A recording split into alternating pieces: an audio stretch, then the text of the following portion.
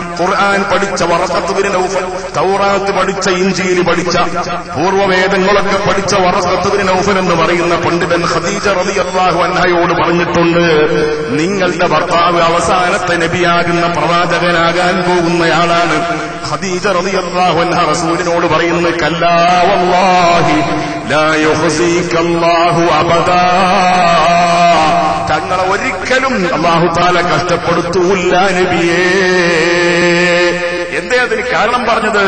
ഖദീജ ബീവി പറഞ്ഞ കാരണം, ഇന്നക ലതസിലുർ റഹിമ, അല്ലാഹു ഒരിക്കലും ഒരു കഷ്ടപ്പാടിലും തങ്ങളെ ആക്കൂല്ല, അവിടുന്ന് ഒരു ബുദ്ധിമുട്ടിലും പെടേണ്ടി വരൂല്ല. കാരണം ഇന്നക ലതസിലുർ റഹിമ, അവിടുന്ന് കുടുംബ ബന്ധങ്ങൾ ചേർക്കുന്ന ആളല്ലേ നബിയേ. അതാണ് കാരണം.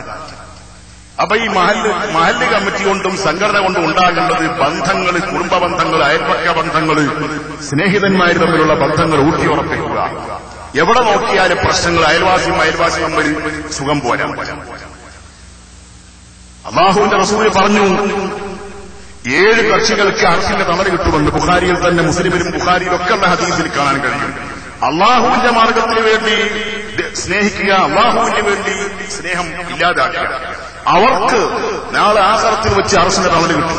ഇത് അതിനു വേണ്ടിയുള്ള പണക്കല്ല. പണക്കം ദീനിന് വേണ്ടിയാണെങ്കിൽ, ഖൈറിന് വേണ്ടിയാണെങ്കിൽ, നന്മയ്ക്ക് വേണ്ടിയാണെങ്കിൽ ഓക്കെ. അപ്പൊ അതെങ്ങനെ പണക്കുണ്ടാകാൻ പറ്റുമോ? അതെങ്ങനെ പണക്കെന്ന് വെച്ചാൽ, ഉദാഹരണം അയൽവാസി കള്ളുടിയനാണ്, ഉദാഹരണം പറയാം. അല്ലെങ്കിൽ വൃത്തികെട്ടവനാണ്, സാംസ്കാരികമായി സ്വഭാവപരമായി മോശമായവനാണ്. അപ്പൊ എന്താ ചെയ്യാ? അവനോട് നല്ല നിലക്ക് ഉപദേശിക്കണം. ഇന്നിപ്പോ പഴയ കാലത്തോ മാതിരിയല്ല. ഇപ്പൊ പത്രത്തിൽ കാണാൻ കഴിയുന്നു, പിന്നെ തിന്മകൾ കണ്ടപ്പോൾ മഹല്ല് കമ്മിറ്റി ബഹിഷ്കരിച്ചു, ഊരിവലക്കുണ്ടാക്കി. അതൊക്കെ പ്രായോഗികമായ ഒരു കാലഘട്ടം ഉണ്ടായിരുന്നു. ഇന്ന് അതിന്റെ അവസ്ഥ മാറിപ്പോയി. ഇന്ന് ആദ്യമായി ചെയ്യേണ്ടത്, അത്തരം തിന്മകളിൽ നമ്മുടെ മുസ്ലിം സമൂഹത്തിലെ പെൺകുട്ടികളും ചെറുപ്പക്കാരും, മുസ്ലിം സമൂഹത്തിലെ ആണുങ്ങളും പെണ്ണുങ്ങളും പെടാതിരിക്കാൻ വേണ്ടി ബോധവൽക്കരണം നടത്തുക. ബോധവൽക്കരണം എന്ന് പറഞ്ഞാൽ അതിന്റെ ഒരു ഭാഗം തന്നെയാണ് കുറെ ആൾക്കാർ ഇതുവരെ വിളിച്ചു കൂട്ടിയിട്ട് നല്ല നല്ല പ്രസംഗങ്ങൾ കൊടുക്കുക. അതിനേക്കാൾ ഏറെ ഇപ്പൊ നമ്മൾ മോങ്ങത്തുകാരായ ആളുകളും അതിന്റെ പരിസരത്തുള്ളവരുമാണ് ഇവിടെ കൂടിയ ആളുകൾ, അധിക ആളുകളും. ഈ മോങ്ങത്തുകാരായ ചെറുപ്പക്കാർ ഇവിടെ ജിദ്ദയിലുണ്ട്, മക്കയിലുണ്ട്, മദീനയിലുണ്ട്. നിങ്ങൾ മനസ്സിലാക്കുക, ആരെങ്കിലും മോശമായ സാംസ്കാരിക അപജയത്തിന്റെ വക്താക്കളായ ആളുകൾ, സ്വകാര്യമായി തിന്മയുടെ ആളുകളുണ്ടോ? ഉണ്ടെങ്കിൽ ഓനെ പോയിട്ട് എടാ പിന്നെ ഇത്തരം ചെയ്യാൻ പാടില്ല, അള്ളാഹു റസൂലും എനിക്ക് ഇഷ്ടപ്പെടില്ല, നരകത്ത് പോണ്ടി വരും. അങ്ങനെയല്ല വേണ്ടത്. ഉദൂ ഇലാ സബീലി റബ്ബിക ബിൽ ഹിക്മതി വൽ മൗഇദത്തിൽ ഹസനത്തി, നല്ല ഉപദേശത്തോടുകൂടി അവനെ വിളിക്കുക, തന്ത്രപരമായി വിളിക്കുക, തന്ത്രപരമായി അവനെ വിളിക്കുക ഖൈറായ വിഷയത്തിലേക്ക്. ഓന്റെ നീക്കങ്ങൾ മനസ്സിലാക്കിയിട്ട് അവനുമായി സൗഹാർദ്ദവും സ്നേഹവും ആക്കിയിട്ട്, എന്നിട്ട് വളരെ വളരെ സൈക്കോളജിക്കലായി, ശാസ്ത്രീയമായി അവനെ അവന്റെ തിന്മയിൽ നിന്ന്, അവൻ ഏതൊരു തിന്മയിലാണോ ഉള്ളത് ആ തിന്മയിൽ നിന്ന് രക്ഷപ്പെടുത്താൻ വേണ്ടി ശ്രമിക്കുക. അതാണ് പരിശുദ്ധമായിരിക്കുന്ന ഖുർആൻ ശരീഫ് നമ്മളോട് പറഞ്ഞത്. പ്രിയപ്പെട്ട സഹോദരന്മാരെ, ഉദൂ ഇലാ സബീലി റബ്ബിക, സഹോദരന്മാർ ശ്രദ്ധിക്കുക, സഹോദരിമാർ മനസ്സിലാക്കുക. ഉദൂ ഇലാ സബീലി റബ്ബിക ബിൽ ഹിക്മ വൽ മൗഇദത്തിൽ ഹസന. അതൊരു സ്കൂള്, അതിപ്പോ ഇവിടെ ഉണ്ടായ തരക്കൊന്നുമില്ല. മഹല്ലിൽ മഹല്ലായതുകൊണ്ട് ഞാൻ മോങ്ങത്തിനെ പറയാണ്. നമ്മളെ മഹല്ലിൽ അവിടെയും ഒരു സ്കൂൾ വർക്ക് ഉണ്ടായാൽ നല്ലതാണ്. എങ്ങനെ ഓരോ വീടുകളിൽ ചെന്നിട്ട് ഓരോ സാംസ്കാരികമായി അപജയമുള്ളവരായ ആളുകൾ ആരൊക്കെയാ, അവരെ പ്രത്യേകം നമ്മൾ നല്ല നിലയ്ക്ക് അവർക്ക് വേണ്ട ഉപദേശങ്ങൾ വ്യക്തിപരമായി അവരെ നന്നാക്കാൻ ശ്രമിക്കുക. അതിനൊരു സ്കൂൾ വർക്ക്, ഒരു സ്കൂൾ പ്രത്യേകം ഉണ്ടാക്കുക. ഇവിടെയും ഇപ്പതായി മോങ്ങം മഹല്ല് റിലീഫ് കമ്മിറ്റിയുടെ ഭാഗമായി അങ്ങനെ സ്കൂൾ വർക്ക് ഉണ്ടാക്കാൻ പറ്റുമെങ്കിൽ നല്ലതാണ്. അവരെ അത്തരം ആളുകളൊക്കെ ഖൈറിലേക്ക്, നല്ല വഴിയിലേക്ക് ക്ഷണിക്കുക. അങ്ങനെ ബന്ധങ്ങൾ നന്നാക്കുക. അങ്ങനെ പരമാവധി അവനെ നന്നാക്കാൻ ശ്രമിക്കുക. ഒരു കോലത്തിലും പിന്നെ അവന്റെ പഴയ പരിപാടിയായിട്ട് നീങ്ങുകയാണെങ്കിൽ മാത്രം പിന്നെ ഒരു പരമാർഗം നോക്കിയിട്ട്, ഇമാം അബൂ ഹനീഫ റളിയല്ലാഹു അൻഹുവിന്റെ ചരിത്രം സുഹൃത്തുക്കളെ, സഹോദരിമാരെ, ഇത്തരുണത്തിൽ നമ്മൾ സ്മരിക്കേണ്ടതാണ്. അബൂ ഹനീഫ റളിയല്ലാഹു തആല അൻഹുവിന്റെ ഒരു അയൽവാസി, മഹാനവർകളെ എപ്പോഴും ചീത്ത പറയലാണ് അയൽവാസിയുടെ സ്വഭാവം. ആ അയൽവാസിന്റെ സ്വഭാവം എന്താണെന്നറിയോ? അബൂ ഹനീഫ ഇമാം വലിയ ഖുർആൻ പണ്ഡിതനാണ്, ലോകം കണ്ട പ്രഗത്ഭനായ ഹദീസ് പണ്ഡിതനാണ് ഇമാം അബൂ ഹനീഫ റഹ്മത്തുള്ളാഹി അലൈഹി തങ്ങളെ പോലെയുള്ളവർ. അബൂ ഹനീഫ ഇമാമിന്റെ വഫാത്തിന് ശേഷം ചുരുക്കം ചില വ്യക്തിത്വങ്ങൾ മാത്രമേ പിന്നെ ലോകത്ത് പിറവിയെടുത്തിട്ടുള്ളൂ. ഇമാം അബൂ ഹനീഫയുടെ കാലത്തിന് ശേഷം ഇമാം ശാഫിഈ റളിയല്ലാഹു അൻഹുവിനെ പോലെയുള്ളവരായ, ഇമാം അഹ്മദ് ബിൻ ഹംബൽ റളിയല്ലാഹു അൻഹുവിനെ പോലെയുള്ളവരായ വളരെ ചുരുക്കം ഖുർആൻ പണ്ഡിതന്മാർ മാത്രമേ, അത്ര പ്രാഗൽഭ്യമുള്ളവർ പിന്നെ ലോകത്ത് ചുരുക്കം 2, 3, 4 ആളുകളല്ലാതെ അബൂ ഹനീഫ ഇമാമിന്റെ വഫാത്തിന് ശേഷം ഈ ദുനിയാവിൽ പിന്നെ അത്ര വലിയ പാണ്ഡിത്യമുള്ളവർ പിറവിയെടുത്തിട്ടില്ല, പറഞ്ഞിട്ടില്ല, ഒരുമ്മയും പെറ്റിട്ടില്ല. ആ അബൂ ഹനീഫ ഇമാമിന്റെ ഒരു അയൽവാസി മഹാകള്ളുകൂടിയനാണ്. ഇപ്പൊ കള്ളൊന്നല്ല, ഇന്ന് പല നിരക്കുള്ള ലഹരികളുമാണ്. ആ അയൽവാസി എപ്പോഴും ചീത്ത പറയലാണ്, പഴി പറയലാണ്. കള്ള് കുടിച്ചു വന്നിട്ട് അബൂ ഹനീഫ ഇമാമിനെ ചീത്ത പറയലാണ്.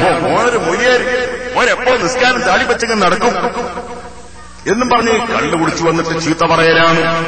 മഹാനായ ഇമാം അബൂ ഹനീഫ റളിയല്ലാഹു അൻഹു പക്ഷേ ഹൃദയത്തിൽ ഈമാനുള്ള, ഈമാനിന്റെ പ്രകാശമുള്ള ഖുർആൻ പഠിച്ച പണ്ഡിതനാണ്. ഒരു ദിവസം രാത്രി ഇശാഇന്റെ നേരത്ത് അല്ലെങ്കിൽ മഗ്രിബിന്റെ നേരത്ത് സന്ധ്യയായപ്പോൾ മഹാനായ അബൂ ഹനീഫ വീട്ടിൽ റളിയല്ലാഹു അൻഹു വീട്ടിൽ വന്നപ്പോൾ ഈ പഴി കേൾക്കാൻ കഴിയുന്നില്ല, അയൽവാസിയുടെ സംസാരം കേൾക്കുന്നില്ല. അപ്പൊ അന്വേഷിച്ചു, നമ്മളെ അയൽവാസിന്റെ ആ പാട്ട് തെറിപ്പാട്ട് എന്ന് കേൾക്കാൻ കഴിയുന്നില്ലല്ലോ, എവിടെ പോയി അയാള്? നമ്മളെ കാക്കാന്റെ വർത്താനം കേൾക്കുന്നില്ലല്ലോ, കണ്ടുപിടിച്ചിട്ടുള്ള പാട്ടാണിത്, എപ്പോഴും തെറിപ്പാട്ട്. അപ്പോ അബൂ ഹനീഫ ഇമാമിനോട് മഹാനവർകളുടെ ഭാര്യ പറഞ്ഞു, അദ്ദേഹത്തിനെ നിങ്ങളെ ചീത്ത പറഞ്ഞ കാരണം കൊണ്ട്, നടുറോട്ടിൽ വെച്ച് നിങ്ങളെ ചീത്ത പറഞ്ഞ കാരണം കൊണ്ട് ഖാദിയുടെ, നാട് ഭരിക്കുന്ന ഖാദിയുടെ ഭരണാധികാരിയുടെ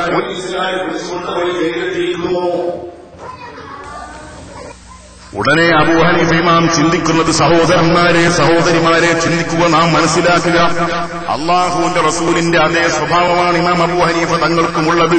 റസൂലിന്റെ സ്വഭാവം എന്താണെന്നറിയോ? ഖുർആൻ പറയുന്നുണ്ട്, പരിശുദ്ധ ഖുർആനിലെ സൂറത്തു തൗബയിലെ അവസാനത്തെ ആയത്താണ്, ലഖദ് ജാഅകും റസൂലുൻ മിൻ അൻഫുസികും അസീസുൻ അലൈഹി മാ അനിത്തും ഹരീസുൻ അലൈക്കും ബിൽ മുഅ്മിനീന റഊഫുർ റഹീം. ആ നബിയുടെ സ്വഭാവം പരിശുദ്ധ ഖുർആൻ പറയുന്നുണ്ട്. ഏത് സൂറത്തിലാ പറയുന്നത്? ഏത് സൂറത്തിലാണ് ഇപ്പൊ നമ്മൾ പറഞ്ഞത്? തൗബ സൂറത്ത്, അതായത് ബറാത്ത് സൂറത്ത്. അത് തന്നെ, ബിസ്മില്ലാത്ത ഒറ്റ സൂറത്തെ ഖുർആനിലുള്ളൂ. ആ സൂറത്തിന്റെ അവസാനത്തെ ആയത്താണ്, ലഖദ് ജാഅകും റസൂലുൻ മിൻ അൻഫുസികും, നിങ്ങൾക്ക് മനുഷ്യവർഗത്തിൽ നിന്നുള്ള ഒരു റസൂൽ വന്നിരിക്കുന്നു. അസീസുൻ അലൈഹി മാ അനിത്തും, അല്ലാഹു ഖുർആനിൽ പറയുകയാണ്, അസീസുൻ അലൈഹി മാ അനിത്തും, നിങ്ങൾക്ക് എന്തെങ്കിലും പ്രയാസമുണ്ടാകല്ല. റസൂലിന് വല്ലാത്ത വിഷമമാണ്. ഉമ്മത്തിന് ഒരു നിരക്കുള്ള, തന്റെ സമുദായത്തിന് ഒരു നിരക്കുള്ള പ്രയാസം ഉണ്ടാകാൻ റസൂലുള്ളാഹി തങ്ങൾക്ക് വെറുപ്പുള്ള സംഗതിയാണ്. അസീസുൻ അലൈഹി ലഖദ് ജാഅകും റസൂലും മിൻ അൻഫുസികും അസീസുൻ അലൈഹി മാ അനിത്തും ഹരീസുൻ അലൈക്കും, നിങ്ങളൊക്കെ നന്നാകണം എന്ന് മാത്രം ആഗ്രഹിച്ച ആളാണ്, അത്യാഗ്രഹമുള്ള ആളാണ് റസൂലുള്ളാഹ്. അബൂജഹൽ വരെ കേടുവരണമെന്ന് റസൂലുള്ളാഹ് ആഗ്രഹിച്ചിട്ടില്ല. അബൂജഹൽ നരകത്തിൽ പോകാൻ റസൂലുള്ളാഹ് ആഗ്രഹിച്ചിട്ടില്ല. അബൂജഹൽ നല്ല വഴി കണ്ടെത്താത്തത് കൊണ്ട്, സ്വീകരിക്കാത്തത് കൊണ്ട് അയാൾ നരകത്തിലേക്ക് പോയി, അത് വേറെ കാര്യം. അല്ലാഹു പറയുന്നു, ഖുർആൻ പറയുന്നു, ഹരീസുൻ അലൈക്കും, നിങ്ങളൊക്കെ നന്നാകണമെന്ന് ആഗ്രഹിക്കുന്ന അത്യാഗ്രഹമുള്ള അലച്ചാണ്. ഹരീസിന്റെ അർത്ഥം പള്ളി ദർശനമൊക്കെ നമ്മൾ പഠിക്കണ കാലത്ത് നമ്മൾ പഠിച്ചർത്ഥം അലച്ചാണ്. നമ്മളൊക്കെ അധികം ആൾക്കാർ മലപ്പുറത്തുകാരാണ്. അലച്ചയാണ് റസൂലുള്ളാഹിക്ക്, അലച്ചയാണ് മുഹമ്മദ് നബിക്ക്, അലച്ചയാണ്. എന്ത്? എല്ലാവരും നന്നാകണമെന്ന് അത്യാഗ്രഹമുള്ള, അലച്ച ഉള്ള ആളാണ് റസൂല്. ആ റസൂലിന്റെ അതേ പിൻഗാമിയായിരിക്കുന്ന ഇമാം അബൂ ഹനീഫ റളിയല്ലാഹു അൻഹു തന്നെ ചീത്ത പറയുന്ന അയൽവാസിയെ കാണാതായപ്പോൾ, ശബ്ദം കേൾക്കാതായപ്പോൾ ചോദിച്ചു തന്റെ ഭാര്യയോട്, എവിടെയാണുള്ളത് നമ്മുടെ അയൽവാസി? അപ്പോഴാ ജയിലിലാന്ന് അറിഞ്ഞത്. ഉടനെ അബൂ ഹനീഫ ഇമാം ചിന്തിക്കുന്നത്, പഠിച്ചോനെ, സംഗതി എന്നെ ചീത്ത പറയുന്ന ആളായതുകൊണ്ട് എനിക്ക് യാതൊരു കുഴപ്പമില്ല, പക്ഷേ അയാൾ ജയിലിലായല്ലോ. കള്ള് കുടിച്ചിട്ടാണെങ്കിലും വൈകിട്ട് അയാൾ വീട്ടിലേക്ക് വരുമ്പോൾ ആടി ഒലഞ്ഞിട്ട് മസ്തായിട്ടാണ് വരല് എങ്കിലും വരാറ് പതിവ്. അങ്ങനെയാണെങ്കിലും ഇന്ന് അയാള്, സാധാരണ അയാൾ വരുമ്പോ ആഹാരം കൊണ്ടു കൊടുക്കാറുണ്ടല്ലോ മക്കൾക്ക്, ഇന്ന് കൊണ്ട് കൊടുത്തിട്ടില്ലല്ലോ.